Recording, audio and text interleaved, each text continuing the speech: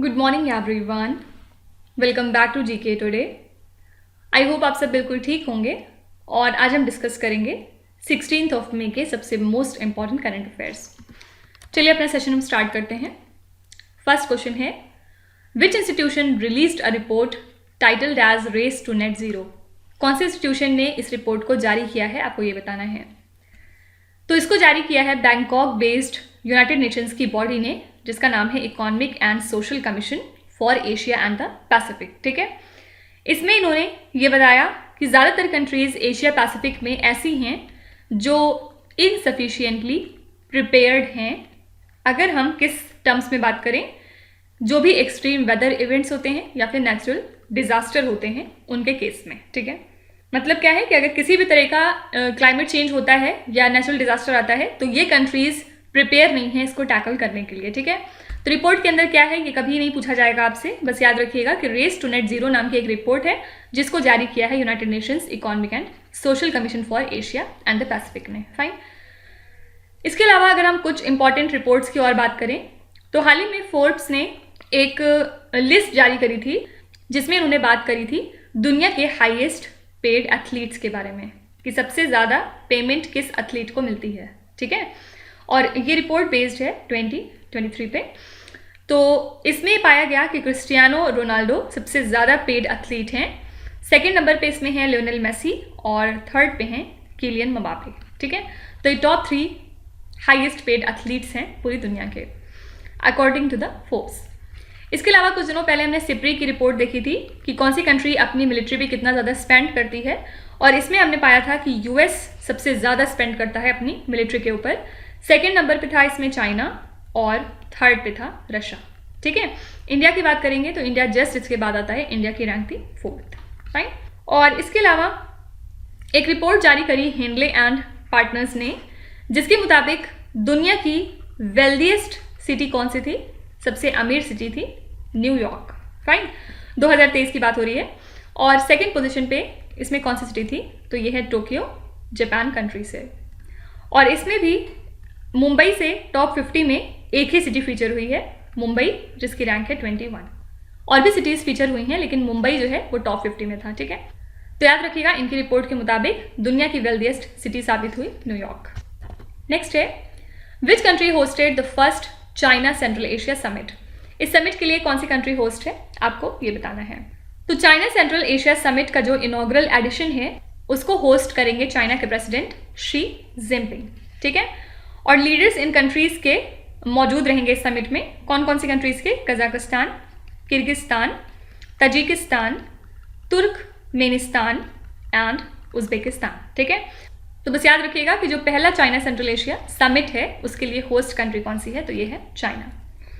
कुछ और होस्ट की अगर यहाँ पे बात करें तो हाल ही में इंडिया ने होस्ट किया है Shanghai cooperation organisation startup forum का 3rd edition in the form of first ever physical event. कहाँ पे, नई दिल्ली में, राइट।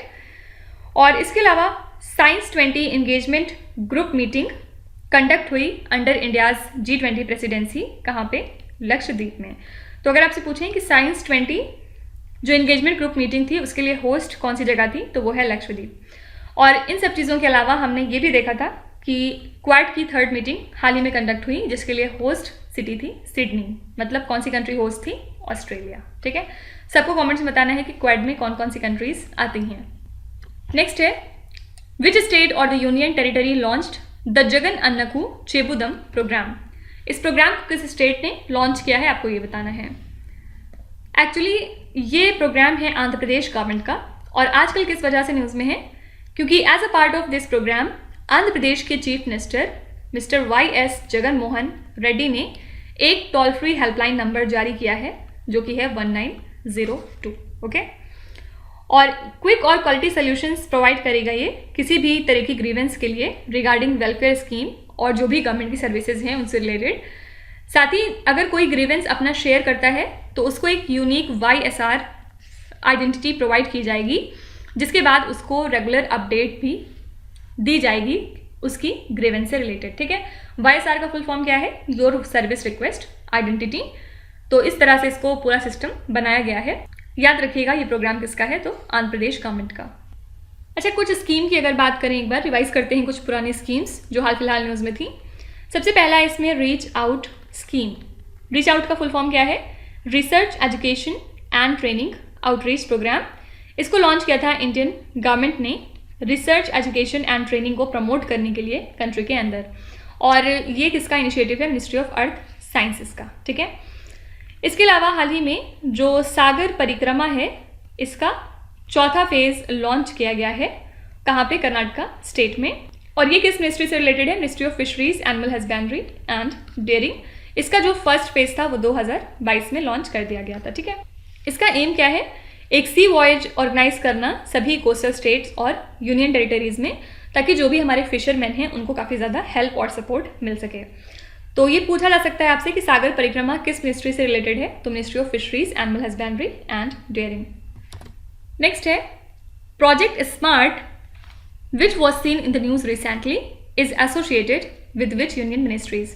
प्रोजेक्ट स्मार्ट किन मिनिस्ट्री से रिलेटेड है, आपको ये बताना है। तो यूनियन अर्बन अफेयर्स मिनिस्ट्री और रेलवे मिनिस्ट्री ने हाल ही में एक मेमोरेंडम ऑफ अंडरस्टैंडिंग साइन किया है जीका के साथ, मतलब जापान इंटरनेशनल कोऑपरेशन एजेंसी। किस लिए? For station area development along Mumbai Ahmedabad high speed rail, ठीक है। और ये जो प्रोजेक्ट है, इसके बाद जो Mumbai Ahmedabad high speed railway stations हैं उनके सराउंडिंग एरियाज को डेवलप किया जाएगा, ठीक है। तो यही है इस प्रोजेक्ट में। तो याद रखिएगा ये किस दो मिनिस्ट्री से रिलेटेड है? तो ministry of urban affairs and ministry of railways. Fine. कुछ इंपॉर्टेंट बिल एक बार क्विकली रिवाइज कर लेते हैं। इसमें फर्स्ट है काऊ सर्विस कमीशन बिल। ये कुछ दिनों पहले किसने पास किया था? महाराष्ट्र स्टेट गवर्नमेंट ने। इसका एम क्या था? जो भी इंडिजिनस कैटल ब्रीड्स हैं उनको प्रमोट करना, राइट। सेकेंड है एडवोकेट प्रोटेक्शन बिल, और ये है राजस्थान का। इसका एम था जो भी एडवोकेट्स के अगेंस्ट ऑफेंसेस होते हैं स्टेट के अंदर उनको रोका जा सके। फिर इसी तरह थर्ड है मीडिया पर्सन्स प्रोटेक्शन बिल, और ये किसका है ये आपको बताना है, ठीक है। इसको हमने बहुत बार डिस्कस किया है। इसके अलावा एक और था protection of drinking water catchment areas bill. ये किस स्टेट का है? तो ये बिल पास किया था अरुणाचल प्रदेश ने। इसका एम था जो भी ड्रिंकिंग वाटर सोर्सेज हैं उनको प्रिजर्व करना। फाइन। नेक्स्ट क्वेश्चन है साइबर सुरक्षित Bharat is the initiative of which institution और द यूनियन मिनिस्ट्री? साइबर सुरक्षित भारत किस मिनिस्ट्री का इनिशिएटिव है, आपको ये बताना है। तो 36th CISO deep dive training program को हाल ही में ऑर्गेनाइज किया है नेशनल ई गवर्नेंस डिवीजन ने, ठीक है। और ये जो साइबर सुरक्षित भारत है ये इनिशिएटिव है ministry of electronics and IT का। इसको कंसेप्चुलाइज किया गया था एक मिशन के तहत जिसका काम है अवेयरनेस क्रिएट करना अबाउट साइबर क्राइम, साथ ही चीफ इंफॉर्मेशन सिक्योरिटी ऑफिसर्स की कैपेसिटीज़ को बिल्ड करना, ठीक है। तो बस याद रखिएगा कि साइबर सुरक्षित भारत किस मिनिस्ट्री का इनिशिएटिव है, तो ये है ministry of electronics and IT. Next है which country imposed the title 4.2 order? कौन सी कंट्री ने टाइटल 4.2 ऑर्डर को ऑलरेडी इम्पोज किया हुआ है? तो टाइटल 4.2 ऑर्डर को इम्पोज किया था ट्रंप एडमिनिस्ट्रेशन ने यूएस में 2020 में, और इसके बाद यूएस अथॉरिटीज़ को यह अलाउ किया गया था कि वो माइग्रेंट्स को एक्सपेल कर सकते हैं मैक्सिको कंट्री में without a chance to seek US asylum. मतलब जो लोग भी माइग्रेंट वहाँ पे आते हैं उनको सीधे आप मैक्सिको भगा सकते हैं, उनके पास किसी तरह का यूएस अजाइलम लेने का अधिकार नहीं था, ठीक है। और यूएस एडमिनिस्ट्रेशन ने बाद में कहा कि ये जो कोविड एरा का टाइटल 4.2 है इसको अब रिप्लेस कर दिया जाएगा विथ टाइटल 8। अब टाइटल 8 वहाँ पे इन्फोर्स किया जा रहा है, जिसके बाद तो अब जो भी वहाँ पे माइग्रेंट्स हैं उनका क्रिमिनल प्रोसिक्यूशन भी हो सकता है, उनको डिपोर्ट किया जा सकता है, साथ ही उनके ऊपर 5 साल का बैन भी लगाया जा सकता है ऑन देयर री एंट्री, ठीक है। नेक्स्ट है MiG-21 jet was designed by which particular country? इस जेट को किसने डिज़ाइन किया हुआ है? तो ये एक तरह की सुपरसोनिक जेट फाइटर है, साथ ही एक इंटरसेप्टर एयरक्राफ्ट है जिसको कि डिज़ाइन किया था MG डिज़ाइन ब्यूरो ने इन द सोवियत यूनियन, ठीक है। इस पर्टिकुलर एयरक्राफ्ट को इंडिया में इंडक्ट किया गया था अर्ली 1960s में, लेकिन अब इंडियन एयरफोर्स प्लान कर रही है इसको फेज आउट करने का। जो भी इसके रिमेनिंग स्क्वाड्रंस बचे हुए हैं 3, उनको रीज़न क्या है? क्योंकि ये जो फाइटर जेट्स हैं इनके बहुत ज़्यादा क्रैशेस और एक्सीडेंट के केसेस सामने आए हैं, ठीक है। तो इसीलिए डिसाइड हुआ है कि MiG-21 जेट को अब इंडियन एयरफोर्स फेज आउट कर रही है। Fine. Which institution release the regional economic outlook middle east and central Asia. तो इंटरनेशनल मॉनेटरी फंड ने हाल ही में अपनी रीजनल इकोनॉमिक आउटलुक रिपोर्ट को जारी किया था, जिसमें इन्होंने ये प्रेडिक्शन की है कि जो इकोनॉमीज़ हैं मिडल ईस्ट और सेंट्रल एशिया की, वो काफ़ी ज़्यादा कम रहेंगी इस साल, क्योंकि इन कंट्रीज़ में इन्फ्लेशन बहुत ज़्यादा रहने वाला है, साथ ही जो रेट ऑफ इंटरेस्ट है वो भी हाई रहेगा। ठीक है, तो जो एनर्जी प्राइसेस और फूड प्राइसेस हैं उनमें जो इंक्रीमेंट है वही सबसे ज़्यादा मेजर रीज़न है इस स्लो डाउन का। ठीक है, तो बस यही याद रखिएगा कि ये जो रिपोर्ट है किसने जारी करी, इंटरनेशनल मॉनेटरी फंड ने। रिपोर्ट के अंदर क्या है ये कभी नहीं पूछा जाएगा आपसे। नेक्स्ट है science media communication cell is associated with which union ministry. ये सेल किस मिनिस्ट्री से रिलेटेड है? तो union science and technology ministry ने हाल ही में इस सेल के क्रिएशन का स्टेटस रिव्यू किया है, इसी वजह से ये न्यूज़ में था। और ये सेल रिलेटेड है ministry of science and technology से, जिसके मिनिस्टर हैं जितेंद्र सिंह। ठीक है, तो ये जो सेल है इसको इस्टेब्लिश क्यों किया जा रहा है? ताकि जो भी डिपार्टमेंट्स हैं रिलेटेड टू साइंस, उनकी जो सक्सेस स्टोरीज हैं उनको हम शोकेस कर सकें। फाइन, तो बस याद रखिएगा कि साइंस मीडिया कम्युनिकेशन सेल किस मिनिस्ट्री के अंतर्गत काम करती है, तो आंसर है ministry of science and technology. और अब लास्ट क्वेश्चन है, Tungnath temple which was seen in the news recently is situated in which state or the union territory. तो तुंगनाथ टेम्पल एक बहुत पुराना टेम्पल है उत्तराखंड स्टेट में, और अब ये नेशनल मॉन्यूमेंट डिक्लेयर होने जा रहा है, इसी वजह से न्यूज़ में है। तो जो भी पंच केदार से उत्तराखंड में, उसमें 3rd नंबर पे ये आता है। और जो तुंगनाथ माउंटेन्स हैं ये आगे चल के मंदाकिनी और अलकनंदा रिवर वैलीज भी फॉर्म करती हैं। ठीक है, तो याद रखिएगा तुंगनाथ टेम्पल कहाँ पे लाई करता है, तो उत्तराखंड स्टेट में। तो ये थे हमारे आज के सभी इंपॉर्टेंट करंट अफेयर्स, और अब हम चलते हैं रिवीजन सेशन की तरफ, जिसमें हम फिलहाल अप्रैल मंथ के करंट अफेयर्स को रिवाइज कर रहे हैं। और आज ये 5th पार्ट रहेगा इस सीरीज में, जिसमें हम क्वेश्चन नंबर 61 से लेकर क्वेश्चन नंबर 75 तक डिस्कस करेंगे। फर्स्ट है, प्रोजेक्ट का Forth is the first registered service of which country to use the full sized autonomous buses. तो इस प्रोजेक्ट को लॉन्च किया गया था 2019 में, कौन सी कंट्री में? यूके में, ताकि fully autonomous full sized bus service provide की जा सके यूके के अंदर। ठीक है, किस वजह से आजकल न्यूज़ में है? क्योंकि जो बस सर्विसेज हैं अंडर दिस प्रोजेक्ट, इनको स्कॉटलैंड में भी लॉन्च करने का प्लान किया जा रहा है। Kudankulam nuclear power project is located in which Indian state. ये प्रोजेक्ट लाई करता है तमिलनाडु स्टेट में, और हाल ही में एक प्रेशराइजर डिलीवर किया गया है for the reactor 5 of this power plant by AEM technologies Izhora, इसी वजह से ये न्यूज़ में था। TOPS scheme which was seen in the news recently is associated with which union ministry. सबसे पहले टॉप्स का फुल फॉर्म क्या होता है? टारगेट ओलंपिक पोडियम स्कीम, और ये रिलेटेड है ministry of youth affairs and sports से। इसका पर्पस क्या है? जो भी पोटेंशियल कैंडिडेट्स हैं ओलंपिक मेडल्स के लिए, उनको आइडेंटिफाई, ग्रूम और प्रिपेयर करवाना।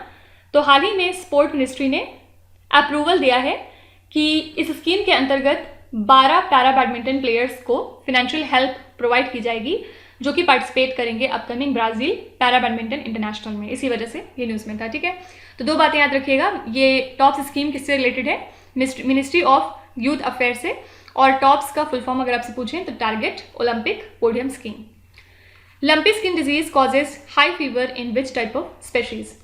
तो लंपी स्किन डिजीज जो है ये हाईली कंटागियस वायरल इन्फेक्शन है, जो कि कैटल और बुफेलो में पाया जाता है, जिसकी वजह से उनको हाई फीवर होने लगता है। और हाल ही में इंडिया के अंदर ये काफ़ी फैलता हुआ नजर आया था। Which state approved agreement with KFW for a loan to fund the Kerala green energy corridor.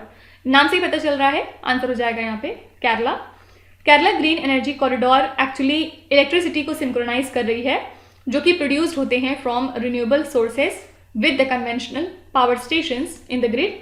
और स्टेट कैबिनेट ने हाल ही में अप्रूव किया इस एग्रीमेंट को with the German development bank KFW, ताकि इस प्रोजेक्ट के फंड के लिए लोन मिल सके। ठीक है, नेक्स्ट है, who is the head of the committee set up by the urban affairs ministry to examine the stalled real estate project. तो union housing and urban affairs ministry ने एक कमिटी सेटअप की, जिसको कि लीड किया मिस्टर अमिताभ कांत ने, ताकि जो भी स्टार्ड रियल एस्टेट प्रोजेक्ट हैं उनको एग्जामिन किया जा सके। और इसमें एग्जामिन किया गया उन इश्यूज़ को जो कि रिलेटेड थे लेगेसी स्टार्ड रियल एस्टेट प्रोजेक्ट से, और साथ ही कुछ वेज बताए गए या रिकमेंड किए गए कि किस तरह से आप इनको कंप्लीट कर सकते हैं। What is India's growth forecast for this fiscal year as per the world bank? World bank के मुताबिक इंडिया की ग्रोथ फोरकास्ट इस साल के लिए रहेगी 6.3%। B-52H strategic bomber was recently used in the bilateral air drills between which countries? तो ये जो स्ट्रैटेजिक बॉम्बर है ये long range supersonic jet powered strategic heavy bomber है जो कि अपने साथ कैरी करता है न्यूक्लियर आर्सेनल्स को, और हाल ही में इसको यूज़ किया गया during the bilateral air drills between south Korea and the US. The draft national curriculum framework for school education provides the framework for children of which age group? तो ये जो draft है इसमें फ्रेमवर्क दिया गया है फॉर एजुकेशन करिकुलम उन बच्चों के लिए जो कि 3 to 18 ईयर्स के बीच आते हैं, ठीक है। और हाल ही में इसका जो प्री ड्राफ्ट था वो रिलीज़ किया गया बाय मिनिस्ट्री ऑफ एजुकेशन, और फिर मिनिस्ट्री ऑफ एजुकेशन ने सजेशंस मांगे हैं और पब्लिक ओपिनियन मांगे हैं इस पर्टिकुलर फ्रेमवर्क से रिलेटेड।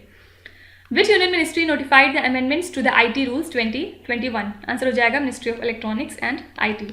ये जो अमेंडमेंट किए जा रहे हैं इसमें उसके बाद एक ओपन सेफ ट्रस्टेड और अकाउंटेबल इंटरनेट क्रिएट किया जाएगा, ऐसी उम्मीद है।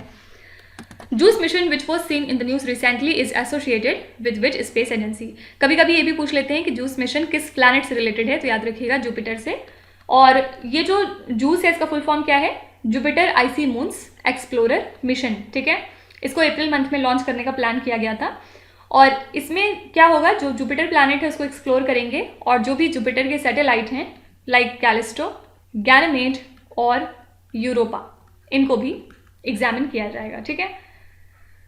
तो यहाँ पे आंसर हो जाएगा European space agency.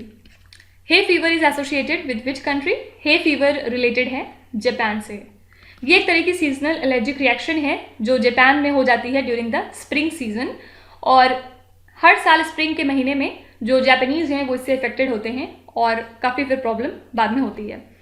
Which state is associated with the electronic knowledge network? Answer हो जाएगा बिहार। किस वजह से न्यूज़ में है? क्योंकि RailTel corporation of India limited ने एक ऑर्डर बैक किया है जिसकी लागत है 76.10 करोड़ रुपीज़ फ्रॉम बिहार के स्टेट इलेक्ट्रॉनिक्स डेवलपमेंट कॉरपोरेशन, जिसमें डिसाइड हुआ है कि ये इलेक्ट्रॉनिक नॉलेज नेटवर्क को इम्प्लीमेंट और मैनेज करेंगे, ठीक है। और इस प्रोजेक्ट को फिर बाद में इम्प्लीमेंट किया जाएगा सभी एकेडमिक और एडमिनिस्ट्रेटिव बिल्डिंग्स में, गवर्नमेंट इंजीनियरिंग कॉलेजेस के और पॉलिटेक्निक इंस्टीट्यूट्स के within the state. As per the India space policy 2023, which institution focuses on research and development of space technologies? तो ये जो पॉलिसी है ये अप्रूव की है यूनियन कैबिनेट ने, और इसका काम है जो प्रोसेस है प्राइवेट पार्टिसिपेशन का in the Indian space sector उसको स्ट्रीमलाइन करना, और इस पॉलिसी के थ्रू जो इसरो है वो फोकस करेगा रिसर्च एंड डेवलपमेंट पे एडवांस्ड स्पेस टेक्नोलॉजीज की, ठीक है। Siren spagnicola which was discovered recently looks like which species? ये एक तरह की न्यूली डिस्कवर्ड स्पेशीज है साइरन की, और ये हमें दिखती है एल की तरह, ठीक है। एल एक तरह की फिश होती है जो स्नेक लाइक स्ट्रक्चर रूप में होती है, तो बस याद रखिएगा कि एक साइरन की स्पेशीज है जो हमें दिखती किस तरह है, तो एल की तरह, ठीक है। तो ये हो गए हमारे नेक्स्ट 15 क्वेश्चंस अप्रैल मंथ के, और कल हम यहीं से कंटिन्यू करते हुए आगे चलेंगे। क्वेश्चन नंबर 76 से लेकर क्वेश्चन नंबर 90 तक डिस्कस करेंगे। तो चलिए आपके क्विज की तरफ चलते हैं। ये 5 क्वेश्चंस हैं जिनको आपको ध्यान से पढ़ना है और इसका जवाब आपको कमेंट्स में लिखना है। तो यहाँ पे वीडियो को पॉज करिए, एक एक करके ध्यान से क्वेश्चन को पढ़िए। जो भी आपको आते हैं वेल एंड गुड, और जो नहीं आते कोई भी बात नहीं, विथ टाइम डेफिनेटली आपका स्कोर इंप्रूव करेगा। बस आपको कंसिस्टेंट और परसिस्टेंट रहने की ज़रूरत है। So that's it for today. I hope you have like the session. आज का सेशन आपको कैसा लगा ज़रूर बताइएगा कमेंट्स में। साथ ही साथ आपका कोई भी रिव्यू है, फीडबैक है या फिर सजेशन है तो वो भी आप हमें बता सकते हैं। हमें जानकर खुशी होगी और हम पूरी कोशिश करेंगे उसको इम्प्लीमेंट करने की। तो कल फिर हम मिलेंगे सेम टाइम सेम जगह कल के करंट अफेयर्स के साथ। Till then stay tuned. Thank you so much for watching, and please do not forget to subscribe to GK Today. With this, me Nuzhat Sana signing off.